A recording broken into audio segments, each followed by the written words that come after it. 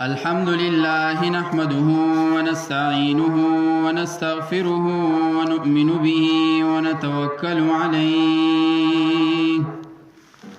ونعوذ بالله من شرور أنفسنا ومن سيئات أعمالنا من يهده الله فلا مضل له ومن يضلله فلا هادي له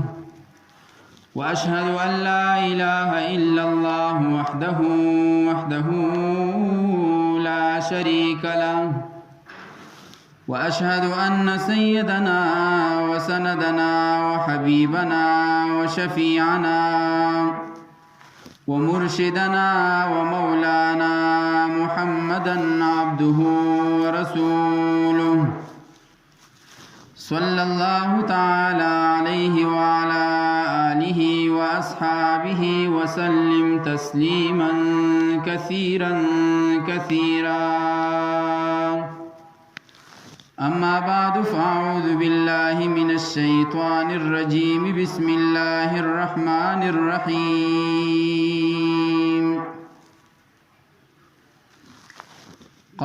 قال النبي صلى الله عليه وسلم التائب من الذنب كمن لا ذنب له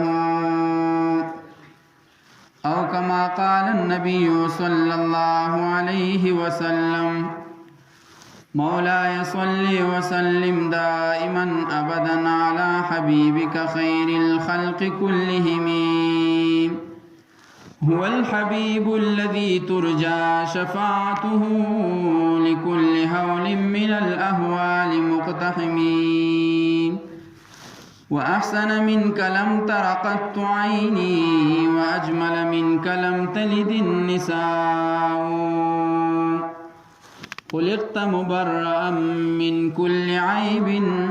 كأنك قد خلقت كما تشاء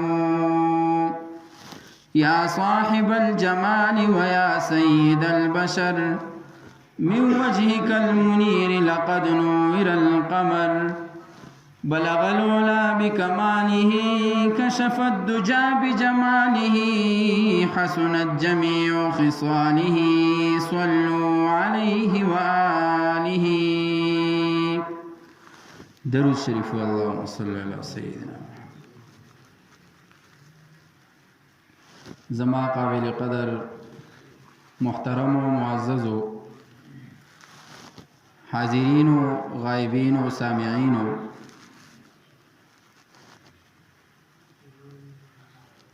دا انسان الله تعالی پیدا کړی دی او دا چې په دنیا کې وخت تیری نو د دنه به خطاګانی کیږي ګناهونه به کیږي کمه به شی به د دنه په عبادتو کې راځي په حقوق العبادو کې په حقوق الله کې او د هغه کمی پورا کولو د پاره د هغه ګناه معاف کولو د پاره الله جل جلاله دی انسان ته یو تاریاق ورک یو داسې نسخه او داسې دوايي ورته وښودله چې په هغې سره دغه مرض د ګناه الله تعالی ختموي او هغه څه څیز دی ورونو هغې ته ویلی کېږي توبه امام غزالی رحمت الله علیه فرمایي چې کله د ګناه په وجه باندې د انسان په دې زړه باندې یو زنګ ولګي د انسان د زړه تک تور شي نو دغه زنګ د لرې کولو دپاره دوه طریقې دي یوه طریقه د دغه زنګ د ګناهونو د دغه خیري د لرې کولو دپاره دا ده چې دا انسان هغه د جهنم په اور کې وغورځېږي او د ګناهونه هغه صفا شي په جهنم کې هغه پاتې شي او د صفا ستره د هغه اور نه راوځي یوه طریقه دغه ده لکه څنګه چې سره زر دي سپین زر دي یا وسپنه ده او په هغې باندې زنګ ولګي هغه خراب شي تور شي نو د هغې د صفا کولو دپاره هغه زرګر او هغه بټیار او سنیار هغه څه کوي هغه وسپنه په سور اور کې کیدي هغې ته اور ګرم کی هغه بټۍ ورته ګرمه کی په هغې پسې اور ښه تیز کی نو هغه وسپنه چې راوچته کي او لږ ټک وله ورکي نو هغه زنګ ترې ودانګي او ټکه سپینه وسپنه او سره زر هغه خپل حالت کې پاتې شي دغه شانتي د دې ګناهونو د لرې کولو یو قسم هغه جهنم دی الله دې ته موږ ټول وساتي چې په هغې کې د دې انسان هغه ګناهونه پاتې شي او دې صفا سوتره راوځي د جنت لو والا جوړ شي او جنت د پاکو خلکو ځای دغه قسم صفای ته مونږ د ټینګي نه یو او دغه ته مونږ ځان نشو نیوي دویم قسم د دې انسان د ګناهونو د غزنګ چې د زړه ته لګېدلې دی او د زړه د ګناهونو د زنګ هغه تور کړی دی خړ کړی دی او د زړه خیرن شوی دی نو دغه ګناهونو د لرې کولو دپاره دغه زنګ د لرې کولو دپاره دویم قسم دویم لاره الله تعالی مونږ ته وښوده چې هغې ته ویلی کېږي توبه چې انسانه ته توبه وباسه ستا د توبې په ویستلو سره به ستا ګناهونه زه ختم کړم لرې به او داسې به لرې کما داسې به ستا ګناهونه لرې شي چې ته به دومره صفا شي التائب من الذنب کمن لا ذنب له توبه کوونکی د ګناه نه داسې دی لکه د چې اړو ګناه کړی نه وي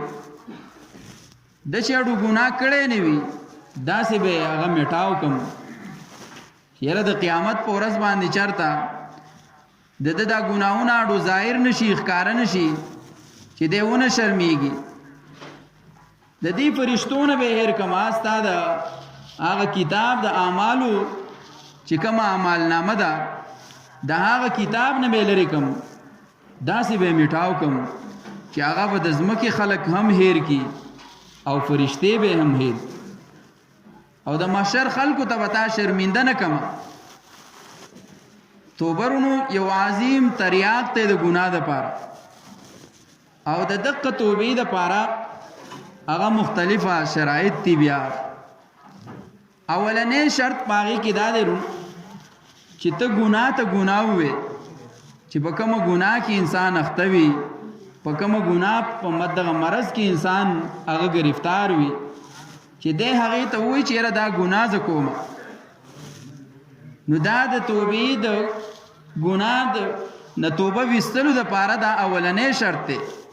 چې دی دا ووایي چې زه په دې کومه ګناه کې اخته یم دا ګناه ده چې ګناه ورته نه ویلي نو توبه به د څه نه وباسي خانه اوس په دې دور کې د دنیا خلک داسې دی چې هغې به ګناه کوي هغې به یو غلط کار کوي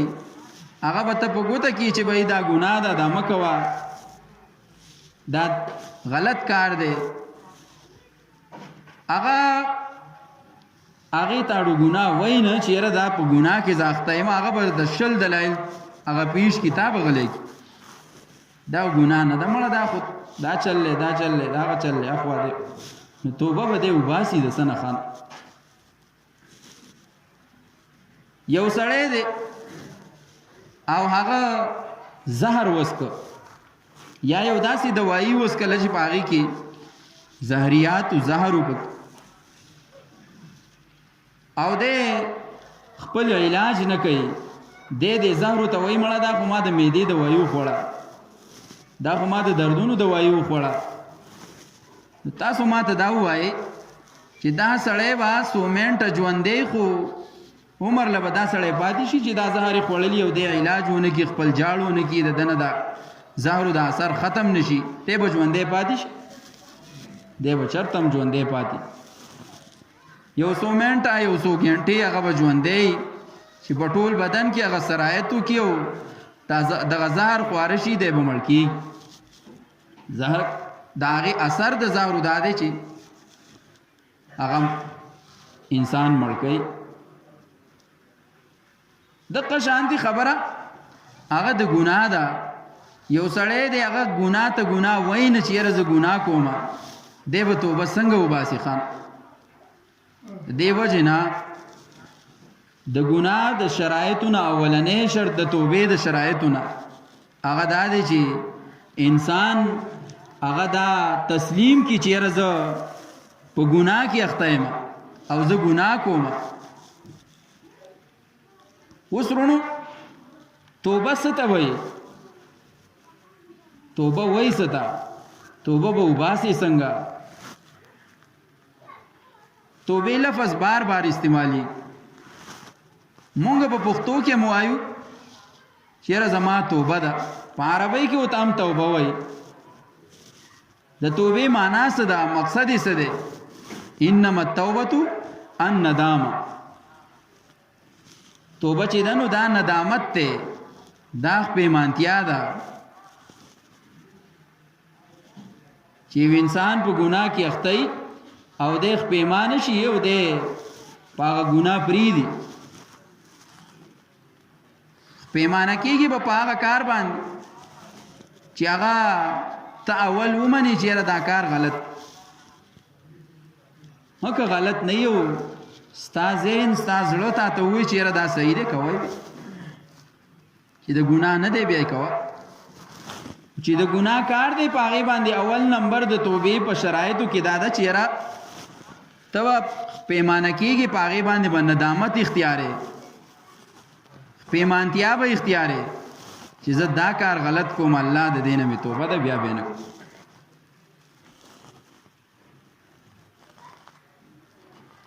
نو د توبې د شرایطو نه اولنی شرط هغه دا دی چې ګناه ته هغه ګناه وویلی شي. او بیا حدیث مبارک کې راځي چې کومه انسان هغه توبه وباسي د هغې دپاره خیر الخطائین التوابون. ګناه خو اسیم ګناه ده، خو بهترین او ښه خطاکار هغه دي چې هغه یو ګناه وکړي او د هغې نه پس دی توبه وباسي. یو ګناه وکړي او بیا د الله نه ویریږي چې الله ستا دربار ته به څنګه درځم، ستا مخې ته به څنګه ودرېږم، زما په عملنامه او په هغه کتاب د اعمالو کې به دا ګناه لیک وي، زما عذاب په ما باندې ګواهي کوي، الله ستا دربار ته او ستا مخې ته به څنګه ودرېږم، او دې څه وباسي؟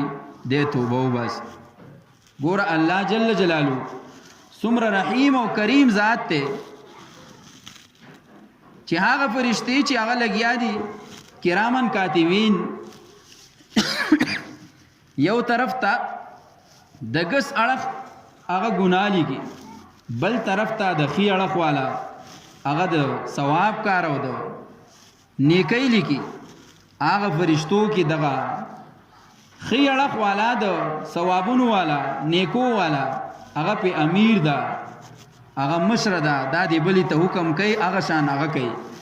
چې کله دا انسان لګیا دی او دی نیکي وکړي نو دی د هغې نه تپوس نه کوي، ځکه چې دا خو امیر مقرر شوی ده، نو دا لګیا هغه ګناه هغه نیکۍ وله ولیکي. او چې کله دا انسان یو ګناه وکړي نو دا د دغه فرشتې د نیکو نه تپوس وکړي چې یاره جی د انسان دا ګناه وکړه ویې لیکمه که نه، دا ورته وایي صبر وته صبر وته وکړه. چې دی لګیایي په هغې پسې دویمه ګناه وکړي او توبه ونه باسي، د هغه ګناهونو باندې پیمانه نه شي، نو بیا تپوس کوي چې دا ګناه وله ولیکم. هغه فرشته ورته وایي یاره دی غاوره دی، دی دا ګناه نه پرېږدي، دی خو توبه وینسته ویلي کوله. نو الله جل جلاله دومره کریم او رحیم ذات دی په خپلو بندګانو باندې. هغه زما ستا مغفرت لبانی ګوري، خو زما ستا سره هغه سوچ د خپلې بخښنې نشته. په ګناهونو کې لت پت یو، په ګناهونو کې لګیا یو، ککړ یو، خو هغه ګناهونو ته مونږ ګناهونه نه وایو. د دې د وجې نه د تباہی سره مونږ او تاسو مخ شوي یو. هر طرف ته هغه مسلمان د تباہی اسباب په خپل باندې ځان ته اختیاروي او په هغې کې رارغړي، په هغه خټه کې دی نښلي. د دې وجې نه مونږ او تاسو په خپلو اعمالو باندې سوچ وکړو، په هغې باندې فکر وکړو چېرې زما ورځ او شپه هغه څنګه تیری، او ګناه ته ګناه ووایو، هله به ترې نفرت پیدا کېږي. د الله ذات رحیم دی، کریم دی، نرم ذات دی، نرمي خوښوي، په خپلو بندګانو باندې نرمي هغه راولي. د الله جل جلاله سل رحمتونه، د هغې نه یو رحمت الله تعالی ځمکې ته رالیږلی، دنیا ته یې رالیږلی، او هغه رحمت، هغه مینا محبت په چرندگانو، پرندگانو، په انسانانو، پیریانو، په ټول عالم کې او مخلوقاتو کې الله تعالی خوره کړې ده. حدیث مبارک کې راځي دا اس چې په د خپل بچی باندې خپه کېږي او هغه یو آواز وکړي، چغه ووایي او اس دغه خپه زر لرې کړي،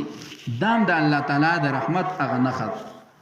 چې په دې ځناورو کې هم دغه یو رحمت چې دی نو دا خور شوی. مور او پلار چې د بچی سره کومه مینا محبت کوي، ښځه خاوند چې د خپلو کې کومه مینا محبت کوي، حتی تر دې پورې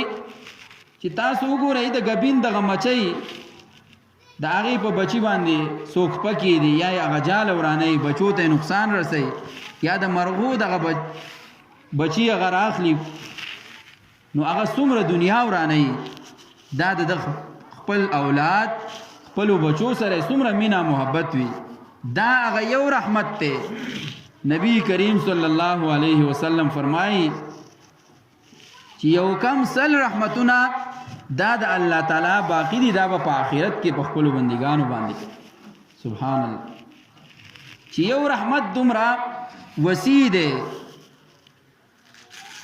دومره مینا ده، دومره محبت دی پکې، نو یو کم سل رحمتونه خو ډېر لوی څیز دی. د هغې به څومره مینه وي، د هغې به څومره محبت وي. د دې وجې نه د الله تعالی د نافرمانۍ نه مونږ او تاسو ځان وساتو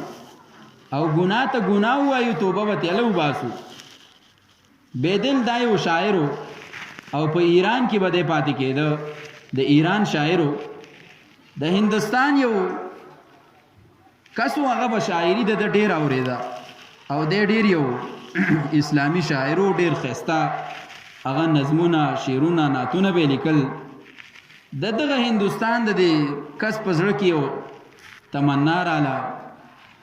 او دا سوچ یې کو چې یاره زه لاړ شم او د دې بېدل هغه شاعر سره زه میلاو شم. چې کله دی رال تپوس یې وکړو په ایران کې، یاره د دې شاعر پلانکي هغه کور کم ځای کې دی؟ ویره چې دغه کور یې دی.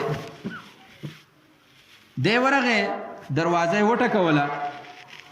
او څه ګوري چې یاره یو سړی راووته، شاعر چې کوم و هغه راووت، ویره ته بېدل پلانکې شاعر یې وي او زه پلانکې یم. وی زه خو د هندوستان نه راغلی یم او ډېر زیات په غټ امید باندې راغلی وم چې یاره دا یو لوی شاعر دی، دی به ډېر ښایسته وي، په شرح به ډېر برابر وي. هغه امید خو زما په خاورو کې میلاو شو. وی هغه څنګه؟ وی تا ته چې ما وکتل، ستا نظمونه زه ګورم، ستا شاعري زه ګورم، په هغې کې د الله د وحدانیت کومه نښې دي، نبی کریم صلی الله علیه وسلم د هغه نعتیه کلام تا څنګه په کوم انداز لیکلی دی، کوم عبرت دی پکې، نو هغه خو ستا په وجود باندې ظاهر نه دی. وی څنګه؟ وی ته خو کلین شیو دی کړی دی، ګیره خری. د هندوستان دغه کس ورته څه وي؟ وی تا خو ګیره خرولې ده، هغه اثر په تا باندې نشته او ستا شعرونه شاعري هغه بل شانتې ده، په ظاهر کې ته بل شانتې. هغه شاعر چې ونو په کار و چې هغه دا تسلیم کړی وی، منلی وی چې یاره جي دا زه غلطي کوم، دا زما ګناه ده. په ځای د دې باندې هغه ورته څه ووي؟ ده ورته ووي چې ته خو ګیره خری لګیا یې دا یو ګناه ده. ریش را چیمې خراشي ګیره ولې خره؟ هغه ورته په جواب کې وایي ریش رامی خراشم ولیکن دل مسلمان رانمی خراشم. ګیره خرومه خو د مسلمان زړه چې کم دی نو هغه نه خروم. د مسلمان زړه ته تکلیف نه رسوم. د مسلمان په زړه باندې هغه چاړه نه راکاږم، هغه ته درد نه رسوم. د خپل یو چالاکي وکړه چیرې زه خو ګیره خرول دا خو یو ګناه نه ده. اوس دور کې بیګا مال سه مریضان راغلی وو، هغې کې جوانانو هسې ګپ شپ مونږ لګاو، هغه ماحول دې صحت ته ورسید چې اوس خلک دا محسوسه یم نه چیرې زه یو ګناه کې اخته یم، یو ګناه کوم. هغې ماته وی چیرې پخوا دور کې داسې خبره وه چې څومره ګیرو والا کسان به وو، نو هغه رواج داسې و چې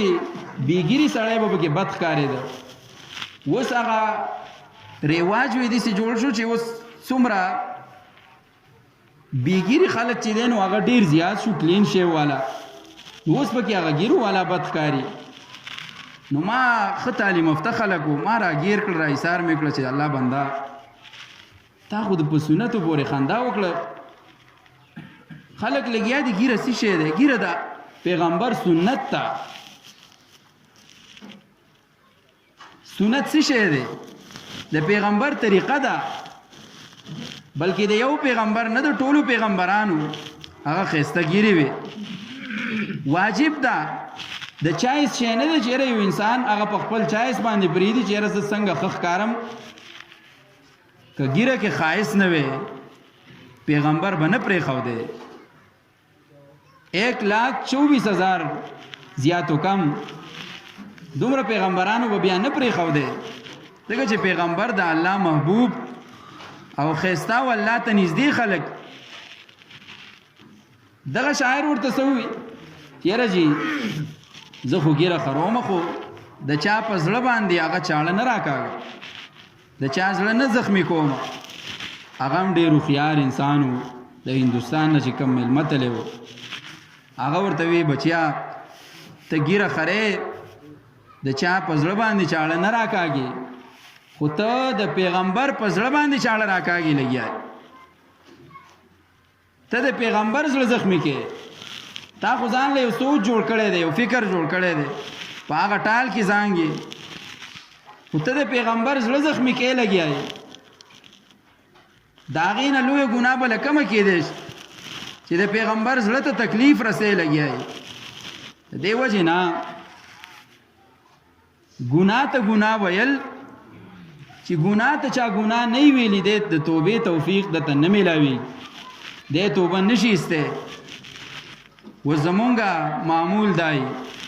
چې مونږ وایو په هر میدان کې او په هر ځای کې مونږ ځان صفا ثابت کړو چې یاره زه خو ډېر ښه سړی یم، دا یم دا یم دا یم. د دې وجې نه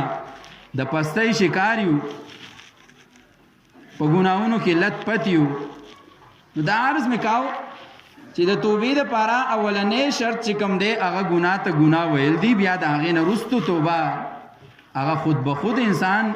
دغه فطرت او دغه په خپل انسان ته د خپل ځان ووایي، نفس ورته ووایي چې یاره ته په ګناه کې اخته یې، ته ګناه پرېږده، هره ګناه چې وي. حسن بصري رحمت الله علیه یو لوی بزرګ دی او د دې یو شاګرده وه، ډېره بوډۍ وه. هغه به تلاو د دې نه به هغه دین زده کاو. دا چنده کېږي چې جومات کار روان دی، خپل اخلاص پکې خپل وس مطابق ښه مضبوط اخلاص وکړي. بنیادونو کې چې کم مال ولګي په دې باندې به د پاسه هغه نور آبادي کېږي، خلک به پکې سبق وایي، تلاوت به کېږي، مونځ به پکې کېږي. ډېر اجر او ثواب دی، خپل اخلاص د زړه د اخلاصه وکړي.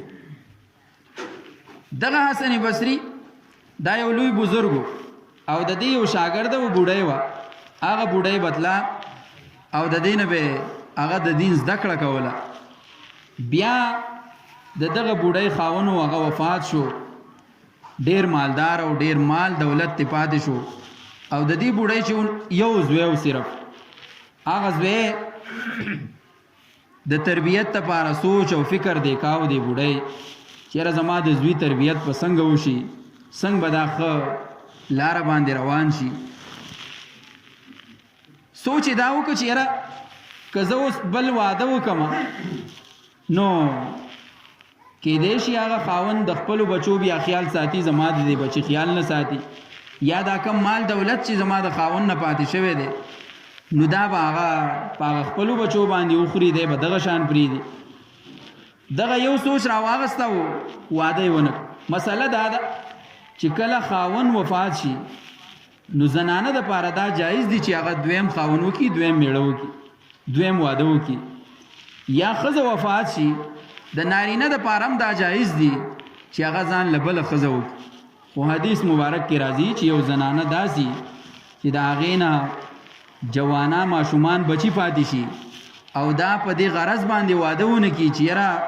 زه به دا خپل سر سپین کړم د خپلو بچو ته، خو چې د دیو تربیت په صحیح طریقې باندې وشي، چې د دیو نه زما توجه هټاو نشي او د دیو نه ښه خلک جوړ شي، په دې غرض باندې او په دې نیت دا واده ونه کړي. حدیث مبارک کې راځي چې د دې زنانه یو منټ د هغې دومره لوی اجر او ثواب دی لکه څنګه چې مجاهد او غازي لګیا دی هغه جهاد کوي، الله تعالی ول دومره لوی اجر او ثواب دغه زنانه له ورکوي. په دغه سوچ او فکر باندې دغه زنانه چې ونو هغې واده ونه کړ او د دغه ماشوم د دې خپل بچي ډېر خیال مدارت به ساته. چې کله دا زلمی شو لوی شو نو مال دولت وته هغه بېسیار او ډېر زیات و، هر څه ورته پر عام و. نو شراب او کباب او تماشې او نشې دې طرف ته د هغه ذهن لاړ. دا راله حسن بصري د خپل استاد لا ډېر لوی بزرګ دی، هغه ته یې ویره جي زما جوان بچی دی او هغه په داسې غلطو کې اخته دی او تاسو ورته څه نصیحت وکئ. هغه هلک 2-3 پیره 4 پیره 10 پیره دی راوسته، کله به یې بانه جوړه کړه، څه ډوډۍ موډۍ به د خپل استاد له وکړه، کور ته به بوت په غرض د دې چې زما دې بچي ته څه نصیحت وکړي، دا نیغې لارې له راشي. خو په هغه باندې د دغه نشو تماشو هغه بوت سوارو په ذهن باندې او ډېر وخت تیر شو، مور نصیحت هغه نه منو دو. په دې کې داسې کار وشو چې دی یو بیماری په الله تعالی راوسته او د هغه بیماری د وجې نه ډېر کمزوری شو. دغه جوان د هغه بیماری د وجې نه ډېر کمزوری شو، بیا هم د مور نصیحت هغه نه منو دو او تر دې چې هغه په کټ کې پرېوتو بیمار شو. بیا چې کله په کټ کې یو ورځ دی پروت دی، د پاسېدو د هغه چال چلن د ګرځېدو د هغې نه ووته. دغه مور بوډۍ وله راځي چې اوس خو داسې حالت ته ورسېدې چې زما د ښې ګټې وټې د هغې نه ووتې. په آخري حالاتو کې اوس توبه وباسه، زه ورځمه حسن بصري خپل استاد راولمه چې هغه تا ته د توبې لاره سیده کړي او ته توبه وباسې. دغه بچی ورته وایي نه مور، حسن بصري دلته نشي راتلی، هغه نه راځي، د هغه خبره مونږ ټکراو کړې ده ډېرې ډېرې پیرې، د هغه زړه مونږ چولی دی، دلته اوس نه راځي. خو مور خو موري، هغه مینه محبتي د خپل بچي د آخرت فکر اوسه، د هغې د ښېګړې نه خو وتی و. هغه مور بوډۍ روانه شوه، د غرمې ټیم دی، حسن بصري دروازه یې وټکوله، د دننه نه آواز راځي، څوک؟ دا ورته وایي چې ستا پلانکی شاګرده، زه راغلی ما او زما بچی جوان چې کوم دی نو هغه په بستر مرګ باندې پروت دی، آخري حالات دي، تاسو مهرباني وکئ او زما سره لاړ شئ او هغه ته د توبې تلقین وکئ چې توبه وباسي او آخري کلمات ورته ووایي. حسن بصري د غرمې ټیم دی، د هغه د وده کېدو د قیلولې ټیم دی، هغه ورته وایي تا خو ما له زړه څښا که، ستا دې بچي زما له زړه څښا که. په سونو پیرې درته نصیحتونه وشو، توبې وباسه، بیا هغه خپل عمل نه دا نه وړي. زه نشم درتلی، نه یې جنازې له درځم او نه اوس درځم. هغه بوډۍ مور د هغه ځای نه راواپس کېږي او چې کله خپل کور ته راورسېده خپل بچی هغه په کټ کې پروت دی په آخري اوقاتو کې دی مرګ یې نږدې دی هغه بچی ته وایي بچیا تا ته به ما دا خبره بار بار کوله چې خپل عمل برابر کو د دغه بزرګ دا خبره ومنه نیغې لارې له راشه خو تا خبره نه منو ده حسن بصري هم انکار وکړ دلته د راتلو نه و تا ته د کلمې ویلو نه تا ته د توبې د تو هغه تلقین نه هغه هم انکار وکړ دغه مور زړه سواندې ده په زړه کې د دغه ماشوم د دغه جوان بچي هغه سوچ او فکر دی د هغه د آخرت فکر دی مور لګیا ده جاړي سترګو نه اوښکې ځي او په خپله لوپټه باندې خپلې اوښکې وچوي دغه جوان په دغه وخت کې مور ته وایي مورې یو څو خبرې دا یاد وسات په دې باندې به ته عمل وکړې دا زما وصیت دی اولنۍ خبره دا چې کله زه وفات شم نو دا خپله لوپټه به زما مرۍ ته واچې او په دې کوڅو کې به ما راکاږي اولنۍ خبره دا چې کله زما سالال شي زه وفات شم نو دغه لوپټه به دې راواخلې او زما مرۍ ته به یې واچې په دې ټولو کوڅو کې به ما راکاږي او دا आवाज به کې چې دا د هغه انسان انجام دی چې کومه یتیم پاتې شي او د مور د پلار په مال باندې هغه نشي او تماشي وکړي او هغه خپل رب ونه پیژني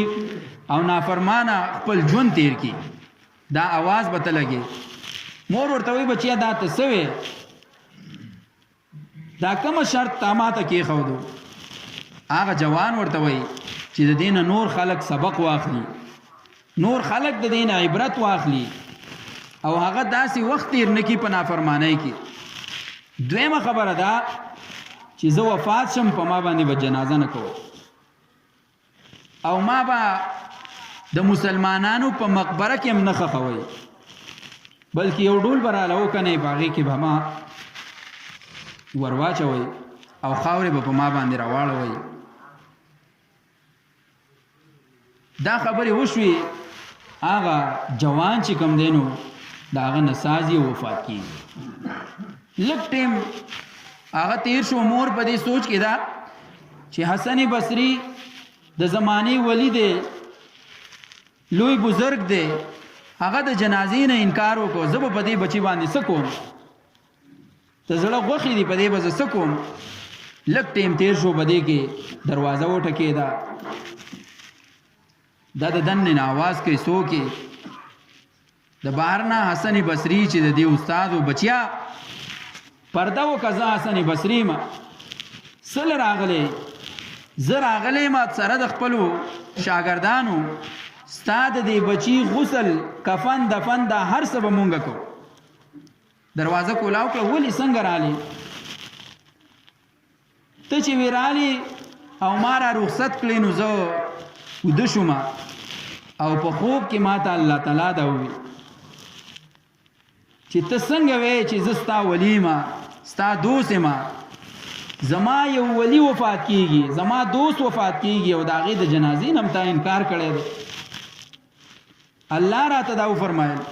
چې زما یو دوست وفات کیږي او د هغې جنازې له ته نه ځې د هغې د جنازې نه تا انکار کړی دی زر پاسه شا به ځان ورسول وی زه راپاڅېدم او دلته مې ځان راورسه دې وجې نه رونو عرض مې دا کوو چې په صدق دل سره د زړه نه کومه توبه وځي نو هغه الله تعالی ته قابل قبول وي الله تعالی یې قبلوي او چې په خوله باندې صرف توبه یي نو دغه توبه الله تعالی نه قبلوي د دې وجې نه مونږ او تاسو د خپلو ټولو ګناهونو نه توبه وباسو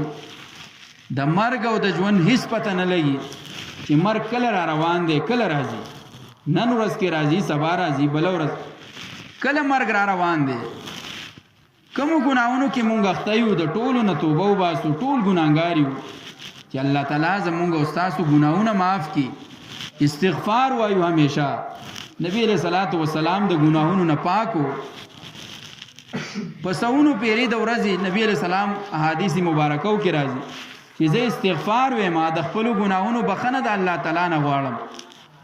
دی وجه نه په صدق دل سره مونږه توبه وباسو او الله طرف ته رجوع. الله تعالی دې زمونږ او تاسو ګناونه معاف کړي او الله تعالی دې مونږ او تاسو نیکو والا جوړ کړي چې مونږ او تاسو د الله مخې ته ودرېږو او مونږه صفایو. واخر دعوانا ان الحمد لله رب العالمین.